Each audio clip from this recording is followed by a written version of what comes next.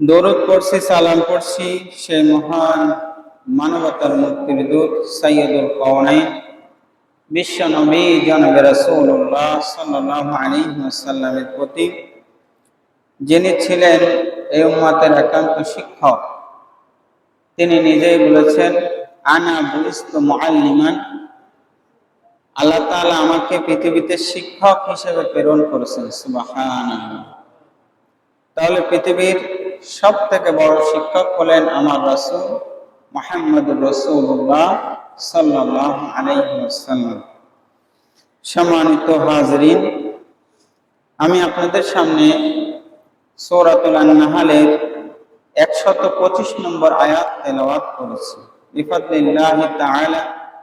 আজকে আমরা এই আয়াতের দার্সে যেন আল্লাহ তাআলা আমাদেরকে এখান থেকে কিছু কথা বলা এবং মানার আল্লাহ তাআলা আমাদেরকে তৌফিক দান করেন। আমিন। আমি যে আয়াত তেলাওয়াত করেছি, যেহেতু রাসূল সাল্লাল্লাহু আলাইহি ওয়াসাল্লাম নিজেই বলেছেন, আনা বুইস্তু মুআল্লিমান, আল্লাহ তাআলা আমাকে শিক্ষক রূপে এই পৃথিবীতে প্রেরণ করেছেন। এজন্য আল্লাহ তাআলা রব্বুল আলামিন রাসূল করিম সাল্লাল্লাহু আলাইহি ওয়াসাল্লাম তিনি যে সমাজ নির্মাণ করেছিলেন, এই সমাজের ভিতরে মানুষের শিক্ষার যে অধিকার, এটা তিনি পুঙ্খানুপুঙ্খানুরূপে তিনি আদায় করেছিলেন। আলহামদুলিল্লাহ। আপনারা জানেন, মানুষ যখন পরীক্ষায় পাস করে তখন মানুষ খুশি হয়, আবার দুনিয়াবি পরীক্ষায় যখন ফেল করে তখন মানুষ হতাশ হয়ে যায়, দুঃখ প্রকাশ করে। কিয়ামতের ময়দানে আল্লাহ তাআলা রব্বুল আলামিন যদি পরীক্ষায় আমরা পাস করি, তাহলে আল্লাহ তাআলা রব্বুল আলামিন আমাদেরকে দিবেন জান্নাত। আর যদি আমরা পরীক্ষায় ফেল করি, তাহলে আমাদের জন্য রয়েছে জাহান্নাম।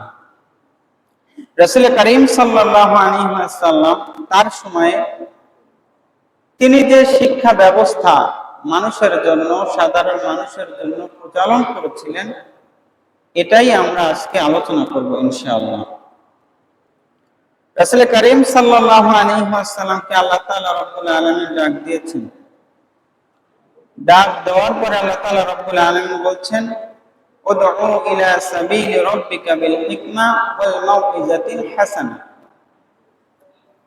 হে রাসূল, আপনি মানুষদেরকে আল্লাহর দিকে ডাকুন হিকমা, প্রজ্ঞা সহকারে, এবং ওয়াল মাউইজাতিল হাসানা, মানুষদেরকে উপদেশ দেন, এই উপদেশটা যেন সুন্দর হয়। সুবহানাল্লাহ।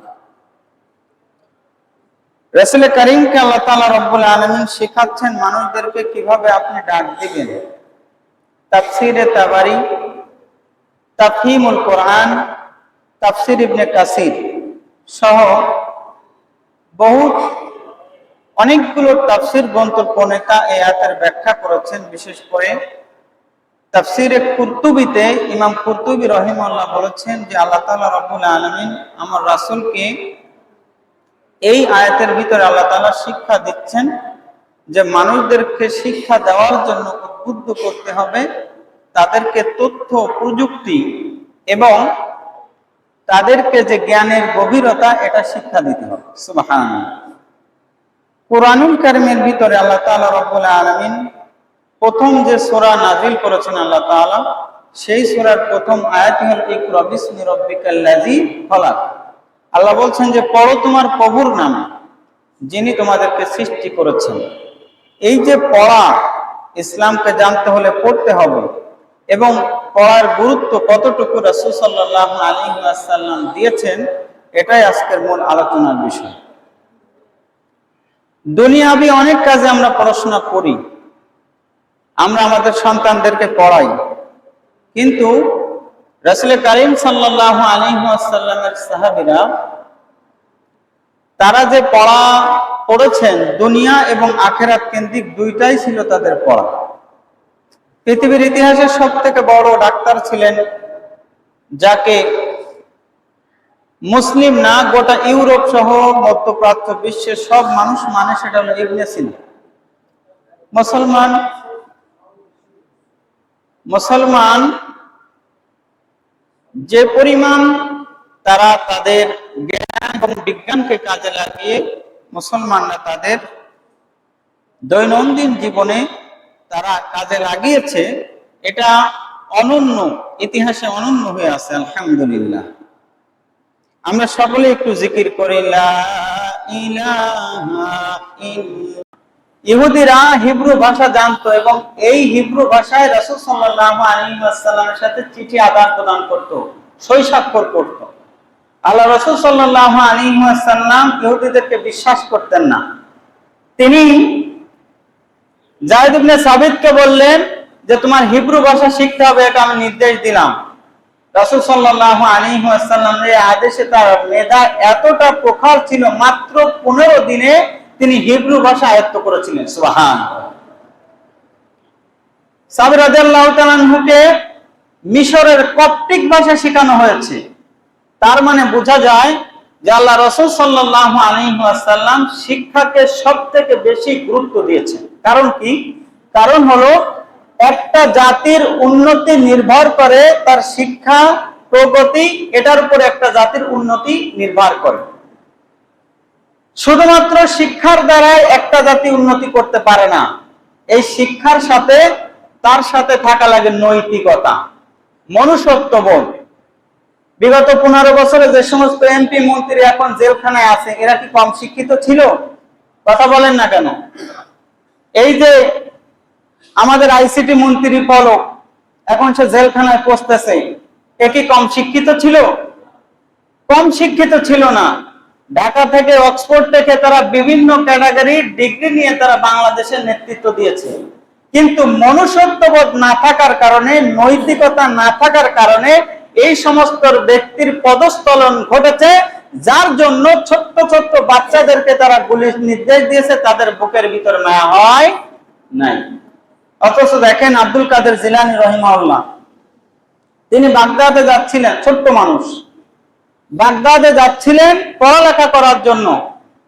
মা তার জামান আস্তিনের ভিতরে 40টা দিরহাম সেলাই করে দিলেন। মা বলে দিলেন যে বাবা, তোমাকে আমি পড়ালেখা করার জন্য পাঠাচ্ছি, খবরদার কখনোই মিথ্যা কথা বলবা না, কারোর সাথে দেখা হলে কখনোই মিথ্যা কথা বলবা না, আর সর্বদা সত্য কথা বলবা, আল্লাহর উপরে ভরসা করবা। সুবহানাল্লাহ। তিনি রওনা দিলেন। সেই সময় তো আর এরকম না, আপনি এখান থেকে চট্টগ্রামের বাসে উঠলেন, এসি বাসে, আর আপনাকে নামাই দিল, এর ভিতরে এক জায়গায় যদি দাঁড়ায়, এরপরেও বিভিন্ন আপনার নিরাপত্তার সাথে বাসে কাউকে উঠতে দিবে না। কিন্তু ওই সময় আপনার যাত্রা হতো উটের পিঠে এবং কাফেলা নিয়ে যেত। কাফেলায় অনেকগুলো মানুষ নিয়ে উট রওনা দিত। তার কারণ হলো প্রতিমধ্যে ডাকাত ঢুকতে পারে। আব্দুল কাদের জিলানী রাহিমাহুল্লাহ এরকম একটা কাফেলার সাথে রওনা দিলেন বাগদাদের উদ্দেশ্যে।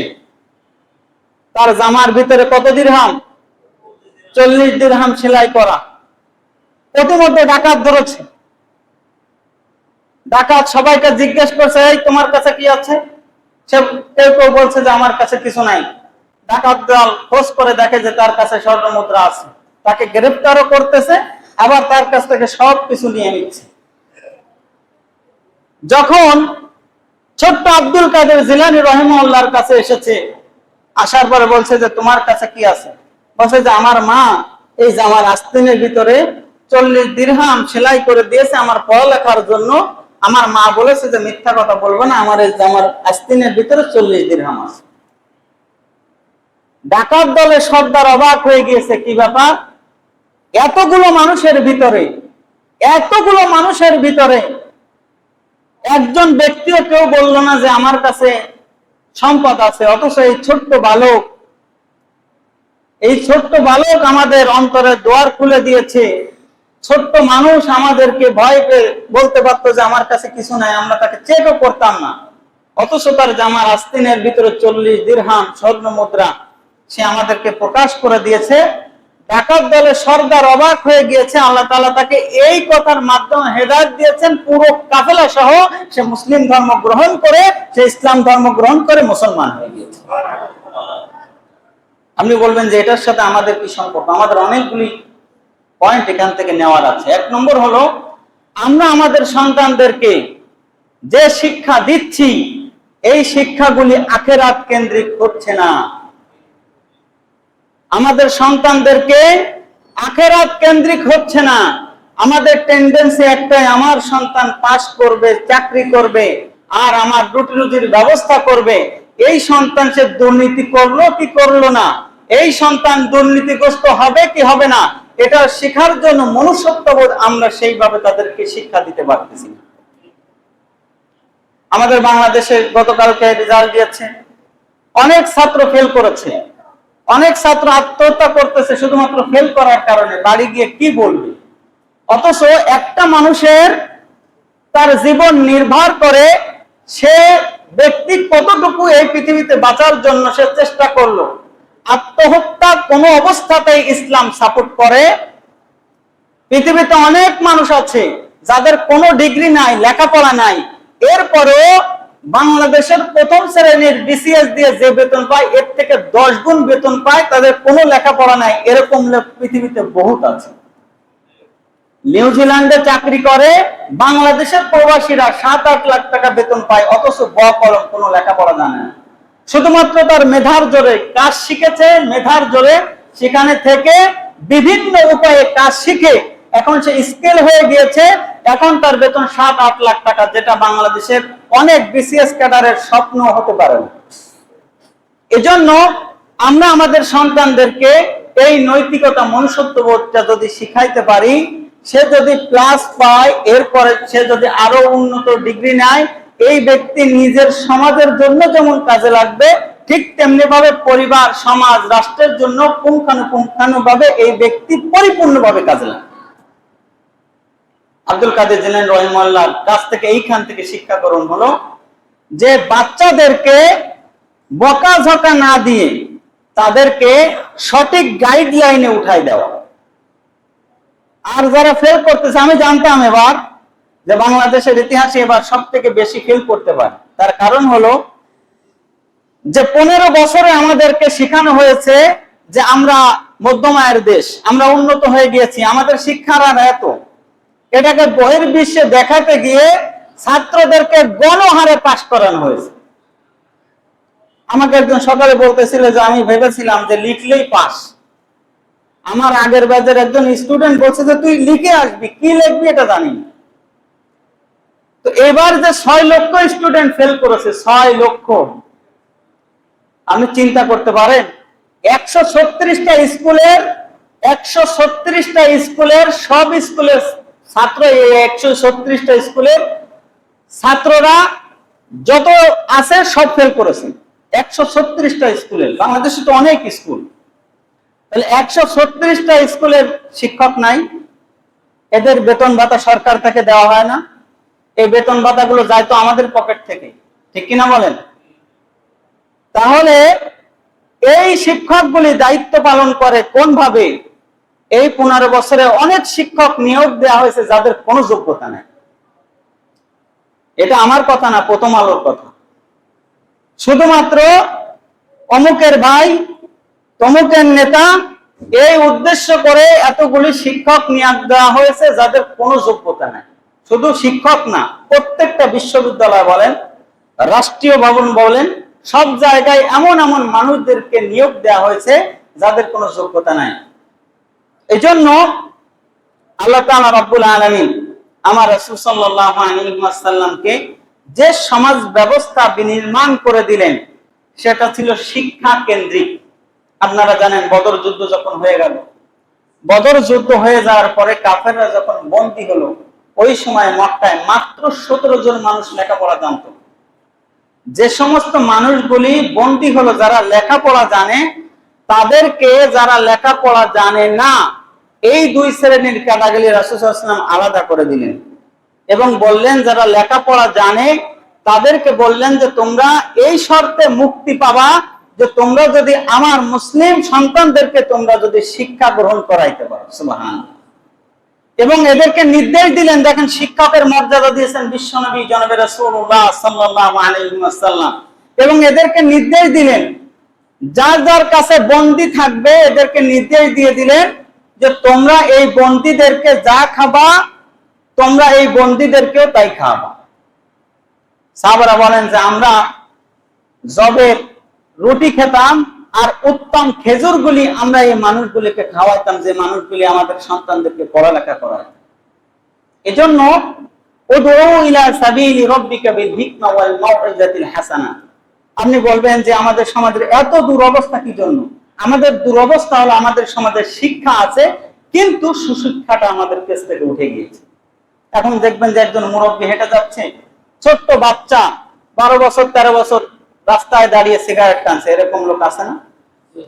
মুরব্বীদের সম্মান দেয় না, তার একটাই কারণ যে এই যে শিক্ষা গ্রহণ করতেছে, এই শিক্ষা গ্রহণে তাকে যে শিখাবে যে মুরব্বীদেরকে সম্মান করতে হয়, এটা শিখিয়েছেন রাসূল কারীম সাল্লাল্লাহু আলাইহি ওয়াসাল্লাম, এবং এটা যে যারা শিখাবে এই শিক্ষাটা তারা গ্রহণ করতেছেন।